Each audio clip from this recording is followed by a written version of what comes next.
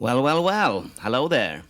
So, we are going to start working on the minor pentatonic, the most important scale to learn for a guitar player, probably for all musicians actually. If you're only going to learn one scale to solo with, this is the one basically. So you probably heard of the minor pentatonic position 1. And then the reason people call that the position 1, that's in A minor there, is because it's the first one they learn. It's really, really stupid, really, but that's the logic behind it. You don't want to call it position 1 because it becomes very complicated. What do you call the first position of the major pentatonic then? Do you call it position 1 here as well? And then when you learn the second position of the minor, they look the same, and now it all falls apart. So let's call it by its caged chord shape name. So that's an E minor shaped A minor. E minor, A minor. Looks like an E minor, but it's a bar chord. I like to call them caged shapes instead. You don't want to play the full thing, you just want to play a little bit of it. It sounds better that way. So the scale surrounds this chord. You visualize the chord shape and you also visualize this scale shape. So you start by playing this up and down like this, and maybe play the chord as well. Maybe play just a bit of the chord. And you don't have to just play it up and down, you could play it like one note at a time like this. So one more all the time and then go back.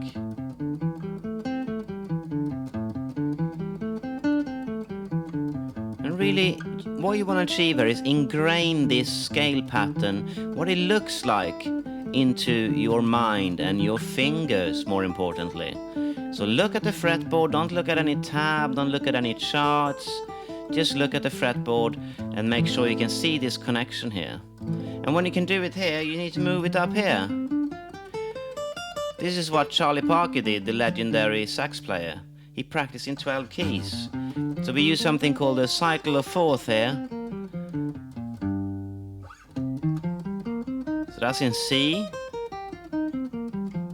that's in F, and it's the same pattern, but it feels slightly different because we're moving to different areas of the neck where you see the frets are smaller here and bigger there, so your hand has to kind of adjust. And this is really good. That's B flat then. E minor shape still, it's all E minor shape. E flat is the next one, that's here. You can practice on the acoustic or the electric, probably better to do it on the electric to be honest. So here we go, that's A flat, and that's D flat. Up, you can check it like that. What note is that? It's a G flat, G flat. Okay, I'll play it here. Keep doing that. And now we've almost gone around the cycle of fourth. That's E. Gets a bit tight here on the acoustic, it's so far up. You don't really want to do this with open strings, that's E open position. Because you start to have to think too much. You just want to ingrain this scale pattern. So after E, we go to A. And now we play it through all 12 keys. So that's job done then. You've done it, okay? If you can do that, you know your E minor shape. So let's move on and do the next one. That's your D minor shape. And I think it's best here actually to see the chord shape, play the scale. Don't go below, don't go down here. I mean, you could, but I think to begin with at least, just get this relationship between the chord shape and the scale shape. A to D, right? A to D. Where's the D? There. Again, that could be open position, but I just think it's you're diverting from the goal then. The goal is to learn this shape, fretted. So let's focus on that. C. And the bonus here is that you'll learn all your notes on the fretboard as well, because you have to find them, right? B flat, where's B flat? There. E flat. Oops. See? Haven't done this for a while. A flat. D flat. G flat.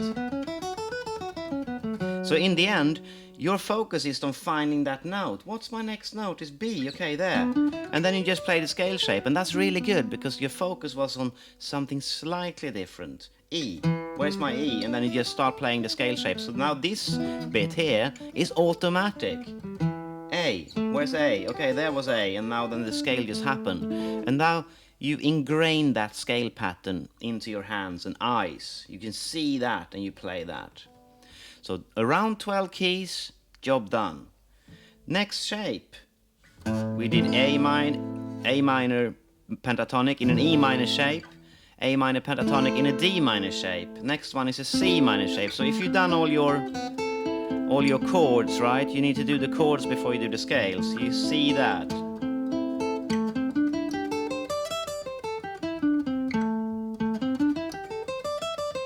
Bit more difficult, this one is less symmetrical. And then you find D, and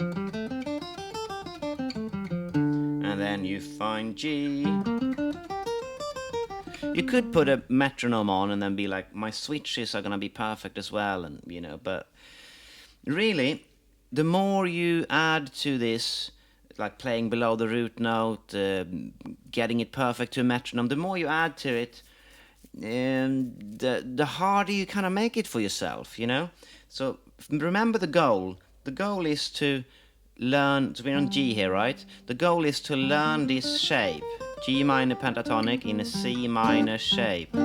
That's what I want to learn. So if I go, okay, C is next, well, that's an open string, right? But only that one. And now you're thinking about things that is not really that important. It's better to play it up here.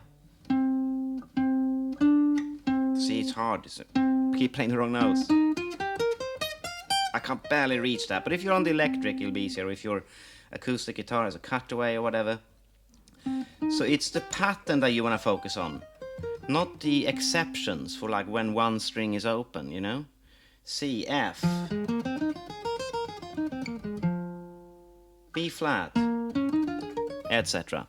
Okay, so that's the C minor shape. A minor shape.